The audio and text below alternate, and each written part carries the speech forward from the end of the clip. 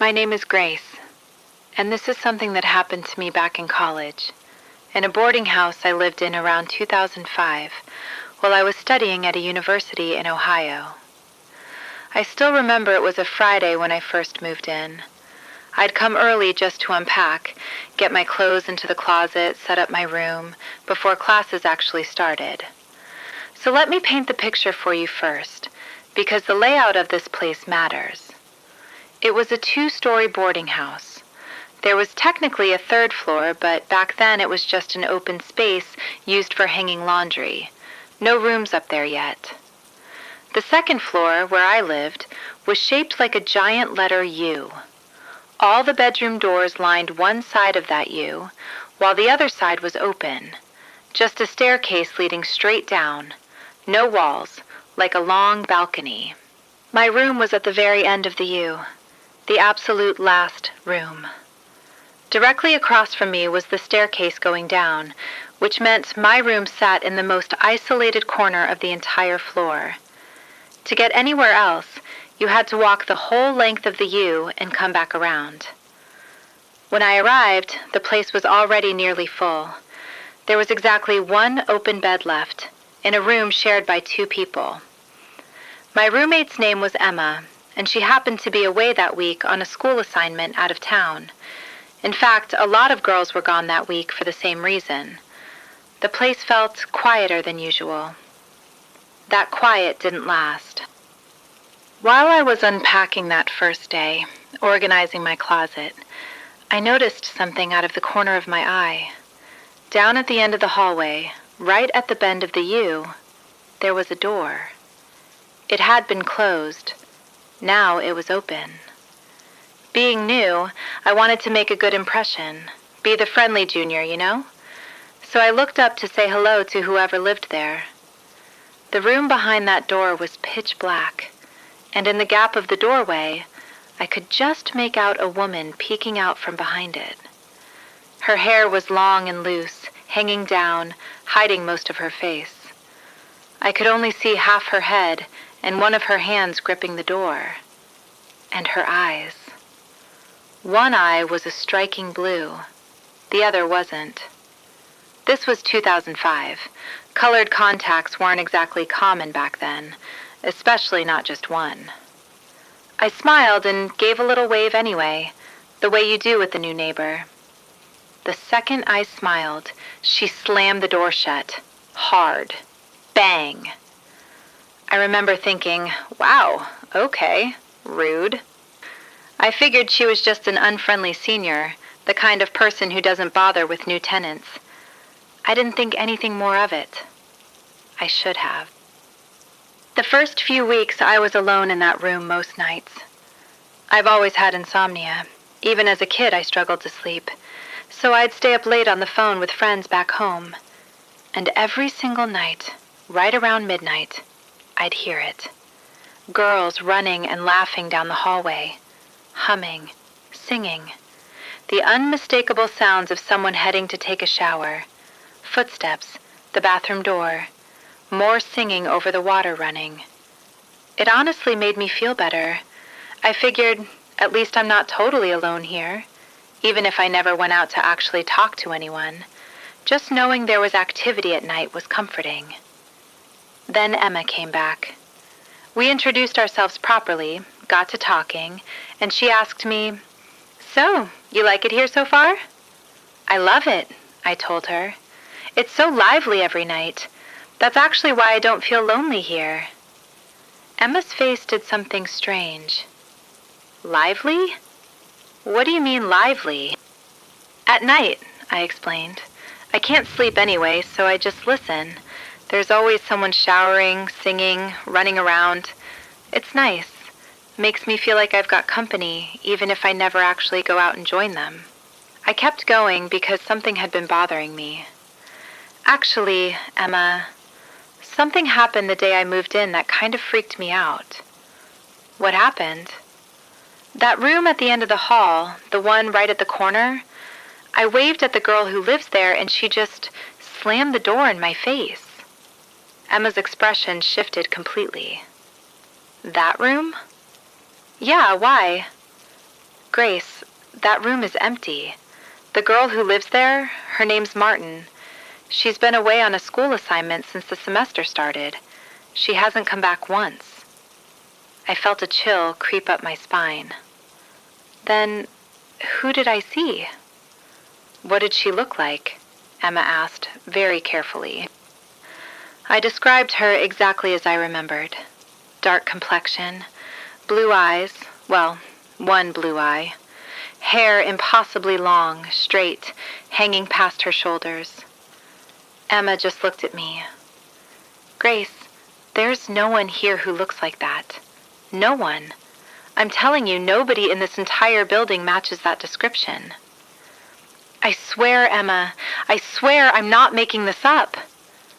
She believed me, and she went straight to the room next door, to the most senior resident in the house, a woman named Sophia. Sophia had a reputation for being cold, picky about who she even talked to. I heard it before I understood it. A scream. My name. Grace! I bolted to her room, heart pounding, terrified I'd somehow done something wrong. Sophia's face, when I got there, was pale, tense in a way I'd never seen on her. Are you serious right now? She said. The girl, the one with the blue eye. Tell me again, exactly.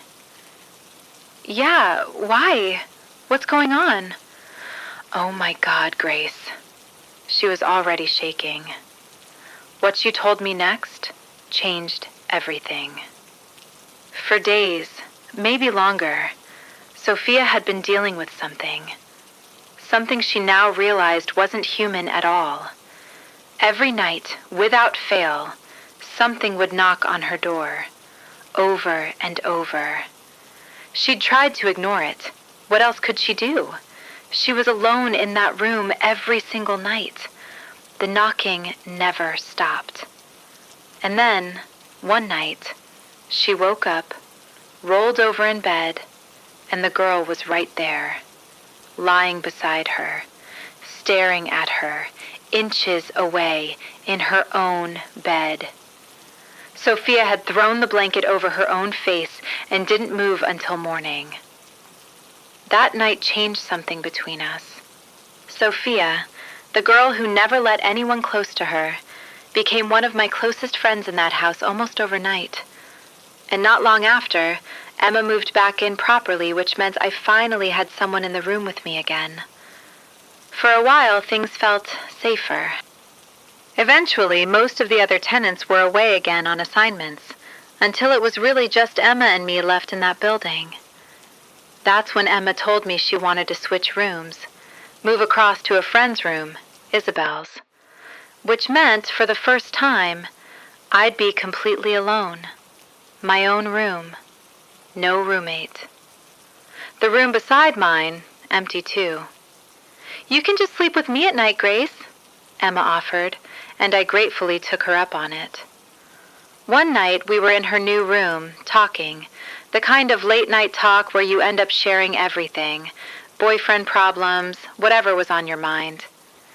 It got past 10 o'clock before she finally said, "Okay, it's late. Let's sleep." There was just one problem. I can't sleep without my blanket and my stuffed animal, both of which were still back in my old room. "I'll go grab my blanket really quick," I told her. Emma's reaction was immediate. "No, don't. Just use what's here." I insisted. She tried again. "It's late, Grace. It's dark. Every light out there is already off. Everyone's away for their assignments." "It's fine," I said, and stepped out into the hallway. And she was right. Every light downstairs was off. The whole common area sat in this dim, gray half-light. I told myself it didn't matter. I walked to my room, grabbed my blanket and my stuffed animal, and stepped back out, turning to lock the door behind me. Click. It happened so fast. Stepping out, turning around, locking up, just a couple of seconds. But in that brief moment, as I turned, I saw her. standing directly in front of Martin's door, the empty room at the end of the hall, was a woman in a long white dress. Her hair fell all the way past her waist, nearly to her knees. She was facing away from me toward the west. My door faced north, so she was angled almost directly across from where I stood. She was running her fingers through her hair, slowly, almost lazily, pulling strands of it through her hand over and over. I froze completely. My back was to her. I was still locking my door, my body just locked up with it. My mind was racing. Is this really happening? Is there actually a ghost standing right there? If I go into my room alone, I'm by myself all night with no one to help me if something goes wrong. But if I turn and run for Emma's room, I have to pass right by her. I stood there for what felt like an eternity, completely unable to move either direction. Finally, I made a decision. I pulled the key out. I turned around, bracing myself to walk past her. She was gone. I didn't wait to question it. I half ran down the hallway toward Emma's room, and just as I reached Martin's door, click, the door swung open. And here's the part I still can't explain about myself. I didn't run. I stopped. I actually turned my head toward the open door, some instinct in me wanting to politely greet whoever was opening it. I looked inside. Pitch black, completely empty. And that's when it hit me. Why am I just standing here? Right as the door slammed shut in front of me, hard enough that I saw a thumb pressed against the edge of it as it closed. I ran. I burst into Emma's room, breathless. "Emma! Emma!" She was already in bed, wrapped in her blanket, barely stirring. "Shh, just sleep. Don't tell me," she murmured. "I already know." Sometime after that, a friend from my classes came to visit. I'll call her Mila. She loved the place instantly. "I wish I could move in here," she said. "It's full though, right? If a room ever opens up, let me know." As it happened, the third floor, the old laundry space, had just been renovated into actual rooms. Nobody had moved in yet. I told Mila, and she said she'd take it, on one condition. I had to room with her. I agreed. We became the very first tenants of the new third floor. A few weeks later, Mila's father dropped her off, then went with her to her old place to say goodbye to her former roommates before officially moving everything over. This was early evening, heading into night. "Sure thing," I told her dad. I figured a goodbye visit would take, 20 minutes? Half an hour tops?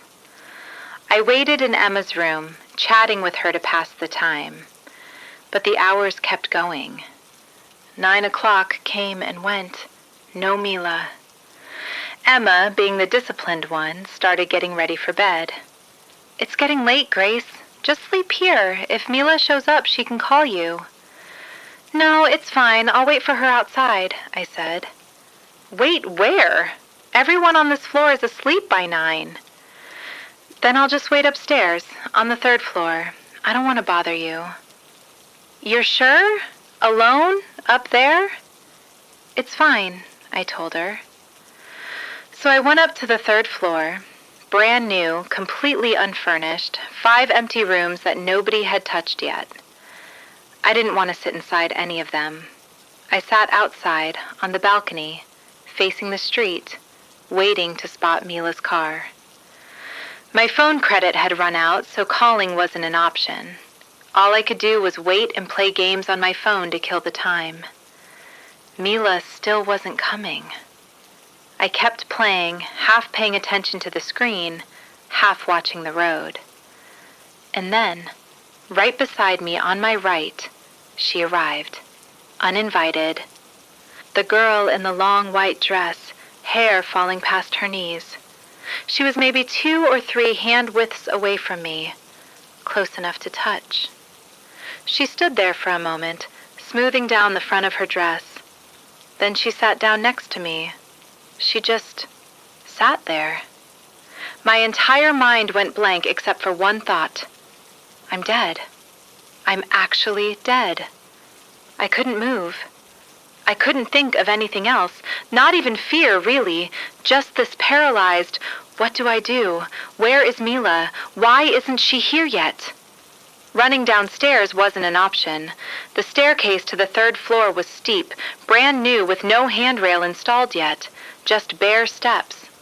Running down that in a panic could genuinely kill me, so my only option was to stay exactly where I was, sitting beside her, whatever her was. Not long after, headlights swept across the street. Mila's car, finally. The second I saw it, I bolted for the stairs, carefully even in my panic, because I wasn't about to break my neck on the way down. After that night, life with Mila settled into a routine. She was incredibly disciplined, lights out by 8 every night. "Bedtime, Grace, we've got class tomorrow," she'd say, and eventually her habits rubbed off on me, too. 8 o'clock became my bedtime as well. The problem was, when I went to bed that early, I'd inevitably wake up again in the middle of the night, wide awake, unable to fall back asleep. One of those nights, it happened exactly like that. I'd gone to sleep early. Sometime around midnight, I woke up. We had a bunk bed, me on the bottom, Mila up top. I glanced up out of habit. No movement from her bunk. Completely still. She must be out cold, I thought. No texts on my phone either. Everyone else would be asleep by now, too. Above the door was a small ventilation gap, the kind covered with a mesh screen to keep mosquitoes out. And in that gap, I noticed movement. A shadow. Shaped like a hand. Oh, Mila must be waking up, I thought, watching it shift and twitch. The movement looked restless, almost agitated. Rising, falling, rising again. I figured she'd fully wake any second, and I'd finally have someone to talk to in the dark. So I just watched. I didn't call out to her, just observed, half out of curiosity. The hand kept moving, up, down, up, down. And then I noticed something that made my entire body go cold. That shadow was moving, not just twitching in place, actually traveling. From directly above Mila's bunk, sliding sideways all the way across the ceiling to the opposite corner of the room. Our bed was tucked against the west wall. The closet sat in the east corner, and this hand, this shadow of a hand, complete from the fingers down to roughly the elbow and nothing more, no arm, no body, no shape behind it, drifted slowly from above Mila's sleeping body all the way across the room to hover beside the closet. I couldn't move. I couldn't speak. All I could do was watch. Is this actually happening? Just a hand? It drifted back, from the closet, back across the ceiling, returning to its place above Mila. Back and forth. Again and again. It took me longer than it should have to understand what I was looking at. This wasn't Mila. This wasn't anything that belonged in our room. I lay there completely frozen, watching that shadow drift back and forth across the ceiling until it finally, slowly, faded into nothing. And at some point, I must have fallen asleep, because the next thing I knew, it was morning. That's the story of my time in that boarding house. There's more, honestly, a lot more. But maybe I'll save the rest for another time. If you ever move into an old building with a room nobody talks about, maybe don't smile and wave. Thanks for listening. Grace. If this story gave you chills, subscribe for more true horror stories from boarding houses around the world. Drop a comment. Would you have stayed on that third floor?